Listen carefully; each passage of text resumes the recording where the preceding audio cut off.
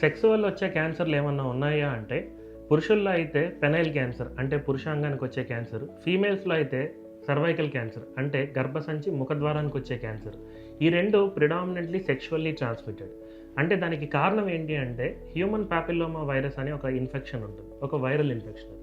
ఇది జనరల్గా సెక్స్ వల్ల ట్రాన్స్ఫర్ అవుతూ ఉంటుంది. ఇలా ట్రాన్స్ఫర్ అయింది జనరల్గా దీర్ఘకాలికంగా, అంటే అది సిమ్టమ్స్ ఏమీ చూపించదు, కానీ దీర్ఘకాలికంగా ఉండి ఇన్ఫెక్షన్ ఉండడం వల్ల ఆడవాళ్ళల్లో మగవాళ్ళల్లో ఈ తరహా క్యాన్సర్ వచ్చే అవకాశం ఉంటుంది. మరి దీన్ని ప్రివెంట్ చేయడం ఎలాగా అంటే సేఫ్ సెక్స్ ప్రాక్టీసెస్ పాటించడం, మల్టిపుల్ సెక్షువల్ పార్ట్నర్స్ ఉంటే అవాయిడ్ చేయడం, మూడోది అన్నిటికన్నా మోస్ట్ ఇంపార్టెంట్ హెచ్పివి వ్యాక్సినేషన్ మగవాళ్ళు ఆడవాళ్ళు ఇద్దరు తీసుకుంటే ఈ క్యాన్సర్ని చాలా వరకు అరికట్టచ్చు.